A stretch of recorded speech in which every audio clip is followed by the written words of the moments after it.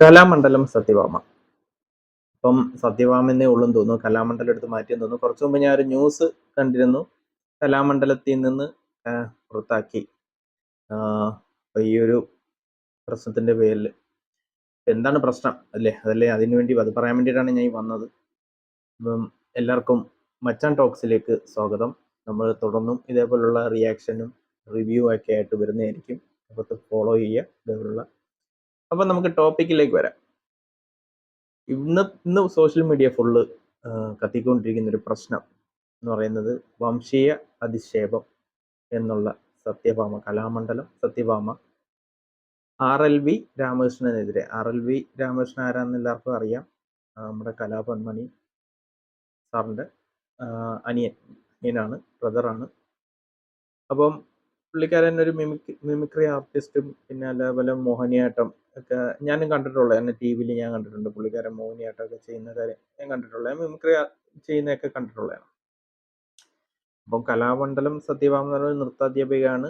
അതിൻ്റെ ഒരു മെമ്പേഴ്സിൽ കലാമണ്ഡലം എന്തോന്നറിയാം. നമ്മുടെ കേരളത്തിലെ തന്നെ തനതായ നൃത്തരൂപവും കലാരൂപങ്ങളെയൊക്കെ പ്രോത്സാഹിപ്പിക്കുന്ന, മേൽനോട്ടം വഹിക്കുന്നതിന് ഒരു റെസ്പോൺസിബിൾ ആയിട്ടുള്ളൊരു സ്ഥാപനമാണ് അപ്പം കലാമണ്ഡലം. അപ്പം അതിലൊരു മെയിൻ മെമ്പറാണ് സത്യഭാമ. ഒരുവിധം ഈ ഫീൽഡിലുള്ള എല്ലാവർക്കും അറിയാം. അപ്പം അവർ പറഞ്ഞ RLV രാമകൃഷ്ണനെതിരെ എന്ന് ഡയറക്റ്റ് അവർ പറഞ്ഞിട്ടില്ല, പിന്നെ അത് മാറ്റി പറഞ്ഞിട്ടുണ്ട്. അവർ പേരെടുത്ത് പറഞ്ഞിട്ടില്ല. പകരം പറഞ്ഞേക്കുന്നതെന്ന് പറഞ്ഞാൽ ചാലക്കുടിയിൽ നിന്ന് ഉള്ളൊരു മോഹിനിയാട്ടം ചെയ്യുന്ന ആളുകൾ, അതേപോലെ കാക്കയുടെ നിറം എന്ന് എടുത്തു പറഞ്ഞ് ഇപ്പം ആളുകൾ ഇപ്പം അരിയാഹാരം കഴിക്കുന്ന ഏതൊരു കേരളീയർക്കും മനസ്സിലാവുന്ന ആരെയാണ് ഉദ്ദേശിക്കുന്നതെന്ന് മനസ്സിലാവും. പിന്നെ അവരത് പിന്നീട് അവരെല്ലാം ഉദ്ദേശിക്കുന്നത് ലീഗലി പ്രശ്നങ്ങൾക്ക് ഒഴിവാക്കാൻ വേണ്ടി അവർക്കത് പറയാം. പക്ഷെ നമുക്ക് എല്ലാവർക്കും മനസ്സിലാവുന്ന കാര്യമാണ്. പിന്നെ ഓൾറെഡി RLV രാമകൃഷ്ണൻ തന്നെ ഡയറക്റ്റ് വന്നിട്ട് പറഞ്ഞിട്ടുണ്ട്. ഇതിനു മുമ്പും ഇതേപോലെയുള്ള അനുഭവങ്ങൾ ഉണ്ടായിട്ടുണ്ട്, പ്രശ്നങ്ങളും കാര്യങ്ങളൊക്കെ പറഞ്ഞിട്ടുണ്ട്. അപ്പോൾ അവരുടെ ഒരു സ്റ്റേറ്റ്മെന്റ് എന്ന് പറയുന്നത് ആണുങ്ങൾ ഇതേപോലെയുള്ള മോഹിനിയാട്ടം ചെയ്യുന്നതും പിന്നെ അതേപോലെ തന്നെ കാക്കയുടെ കളറുള്ള ആൾക്ക് സൗന്ദര്യമില്ലാത്ത ആണുങ്ങൾ ഇത് ചെയ്യുന്നതിനോടുള്ള അവരുടെ സ്റ്റേറ്റ്മെന്റ് ആണ് പറഞ്ഞത്. അവരുടെ ആ ഒരു സ്വഭാവ രീതിയും അവരുടെ ഒരു ഇതും നമുക്ക് അതിൽ നിന്ന് മനസ്സിലാക്കാം. നമ്മുടെ ഈ കേരള ജനത എത്ര ഇനി എഡ്യൂക്കേറ്റഡ് പീപ്പിൾ ആണെന്ന് പറഞ്ഞാലും, സംസ്കാര സമ്പന്നരാണ്, അങ്ങനെയൊക്കെ പലതും പറയുന്നുണ്ടെങ്കിലും ഇങ്ങനെയുള്ള ഒറ്റപ്പെട്ട സംഭവങ്ങൾ പലയിടത്തും ഉണ്ടാകാറുണ്ട്. എല്ലായിടത്തെയും പോലെ തന്നെ പറഞ്ഞുകൊണ്ടിരിക്കുന്നേ ഉള്ളൂ. എല്ലാവരുടെ ഉള്ളിൻ്റെ ഉള്ളിൽ ചിലയിടങ്ങളിൽ, എല്ലാവരുടെ അല്ല ഞാൻ പറയുന്നത്, ചിലരുടെ ഉള്ളിൻ്റെ ഉള്ളിൽ ഇതേപോലുള്ള ജാതിയായാലും വംശത്തിൻ്റെ പേരിലാണെങ്കിലും നിറത്തിൻ്റെ പേരിലാണെങ്കിലും പ്രശ്നങ്ങളുണ്ട്, വൈകല്യങ്ങളുണ്ട് എന്നുള്ളതിനുള്ള തെളിവാണ് ഇന്നിപ്പോൾ ഉണ്ടായത്. ഇങ്ങനെയുള്ള ആൾക്കാരുണ്ട്, സമൂഹത്തിൽ ഒറ്റപ്പെട്ട് ഇങ്ങനെയുള്ള ആൾക്കാരുണ്ട് എന്ന് മനസ്സിലാക്കി തരികയാണ് ഇതേപോലുള്ള സത്യഭാമമാർ. അപ്പോൾ അത് കേരള ജനത മനസ്സിലാക്കുക. അതേപോലെ അവർ പറയുന്ന പോലെ മോഹിനിയാട്ടം എന്ന് പറയുന്നത് മോഹിനിയുടെ ആട്ടം, കേരളത്തിൻ്റെ തന്നെ ഒരു തനതായ ഒരു നൃത്ത കലാരൂപമാണ് മോഹിനിയാട്ടം. അപ്പം അതിൽ വെളുത്തവർ, സൗന്ദര്യമുള്ളവർ വന്നാൽ മതി. അത് ആണുങ്ങൾക്ക് പറ്റിയതല്ല. ആണുങ്ങൾക്ക് പറ്റിയതാണെങ്കിൽ കൂടി അത് സൗന്ദര്യമുള്ള ആണുങ്ങൾ ചെയ്യുന്നതാണ്. അല്ലാതെ കറുപ്പ് നിറമുള്ള, കാക്കയുടെ കളർ കറുപ്പ് നിറമുള്ള ആണുങ്ങൾക്ക് പറ്റത്തില്ല, സൗന്ദര്യം ഇല്ലാത്തവർക്ക് പറ്റത്തില്ല. ഈ മോഹിനിയാട്ടം ഇതേപോലുള്ള നൃത്ത കലാരൂപങ്ങൾ എല്ലാവർക്കും അറിയാവുന്ന ഒരു കാര്യമാണ്.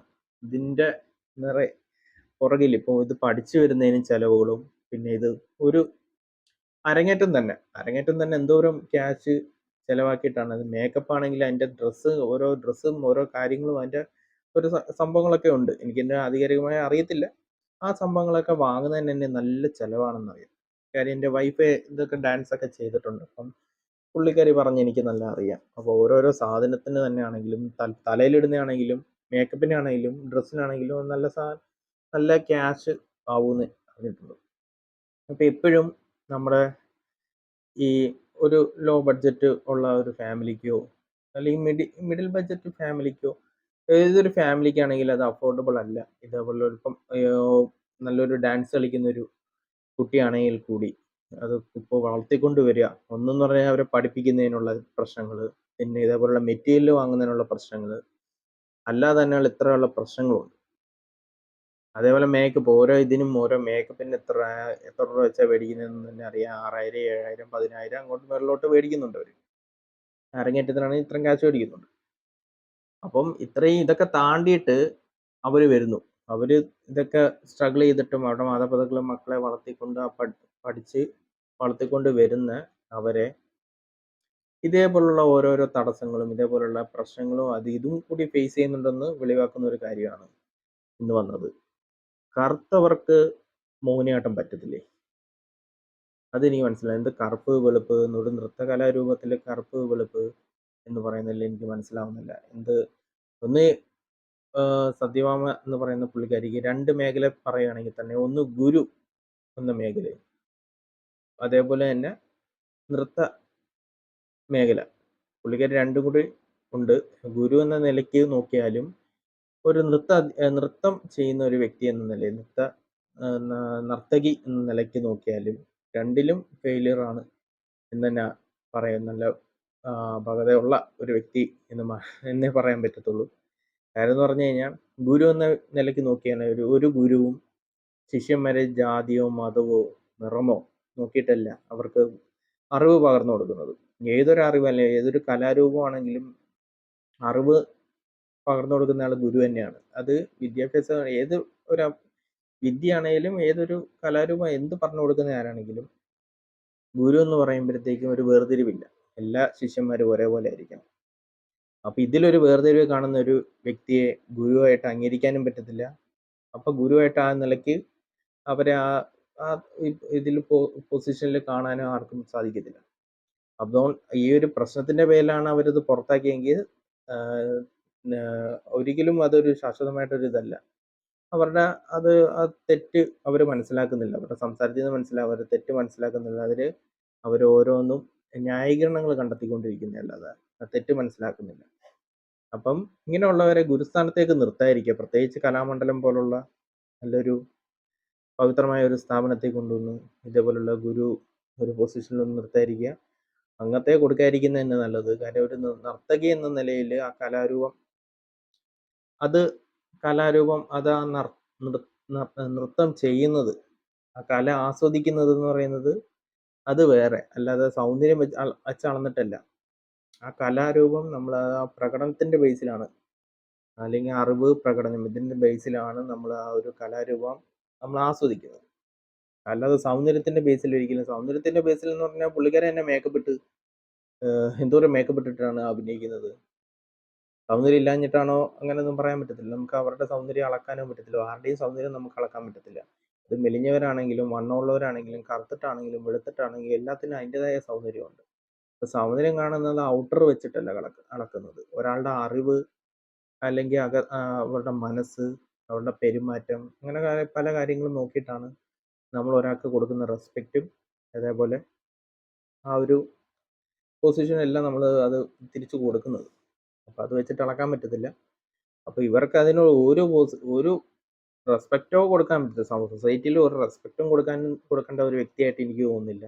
അതേപോലെ തന്നെ ഒരു ഒരു പൊസിഷൻ, ഒരു ഗുരു എന്ന നിലയ്ക്കാണെങ്കിലും ടീച്ചർ എന്ന നിലയ്ക്കാണെങ്കിലും ഒരു നൃത്തം ചെയ്യുന്ന ഒരു വ്യക്തി എന്ന നിലയ്ക്ക് ഒന്നിനും ഒരു ഇത് കൊടുക്കേണ്ട കാര്യമില്ലെന്നാണ് എൻ്റെ ഒരു അഭിപ്രായം.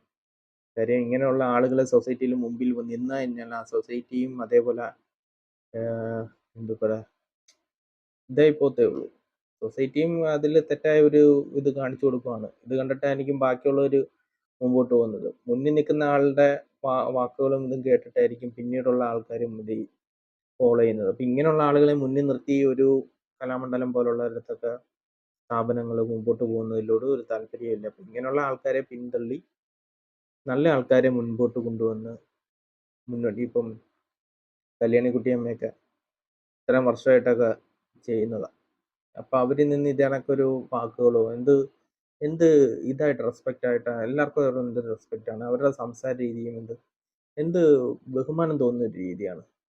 ഞാൻ ഇഷ്ടംപോലെ ഇൻ്റർവ്യൂ ഒക്കെ കണ്ടിട്ടുള്ളത്. അപ്പോൾ അവരൊക്കെ വെച്ച് നോക്കുമ്പോൾ ഇവരൊക്കെ അടുത്തോട്ടേ വരാനുള്ള യോഗ്യതയില്ലാത്തവർ. അപ്പം ഇങ്ങനെയുള്ളവരൊക്കെ പിന്നെ പുറന്തള്ളുക, അത്രേ പറയാനുള്ളൂ. എന്നിട്ട് അതേപോലുള്ള അനശ്വരമായ കലാമണ്ഡലം നല്ല രീതിക്ക് കൊണ്ടുപോവുക. പിന്നെ അതേപോലെ തന്നെ ഇതേപോലുള്ള റിവ്യൂസ് ഇനി ഇടുന്നതായിരിക്കും. അപ്പോൾ നിങ്ങൾക്ക് റിവ്യൂസും റിയാക്ഷൻസും നമ്മൾ ചെയ്യുന്നുണ്ട്. അപ്പോൾ നിങ്ങൾക്ക് എന്തെങ്കിലും ടോപ്പിക്ക് ചെയ്യാൻ താല്പര്യമുണ്ടെങ്കിൽ കമൻസിലൂടെ അറിയിക്കാവുന്നതാണ്. അപ്പോൾ ഞാൻ ചെയ്യുന്നതായിരിക്കും, സമയം പോലെ ചെയ്യുന്നതായിരിക്കും. എല്ലാ ദിവസവും ഒരു 9:30 ആയിരിക്കും ഞാൻ വീഡിയോ അപ്ലോഡ് ചെയ്യുന്നത്.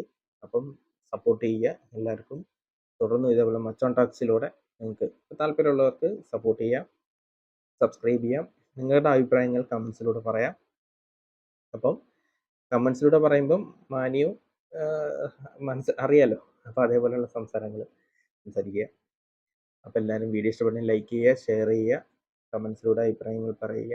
അപ്പം തുടർന്ന് ഇതേപോലെയുള്ള വീഡിയോസ് വരുന്നത്. നിങ്ങൾക്ക് എന്തെങ്കിലും ടോപ്പിക്ക് താല്പര്യമുണ്ടെങ്കിൽ അത് കമൻസിലൂടെ ചോദിക്കാം, പിന്നീട് നമ്മൾ വീഡിയോ ചെയ്യുന്നതായിരിക്കും. അപ്പോൾ എല്ലാവർക്കും നല്ലൊരു ദിവസം നേർന്നുകൊണ്ട് വീഡിയോ അവസാനിപ്പിക്കുന്നു. All the best.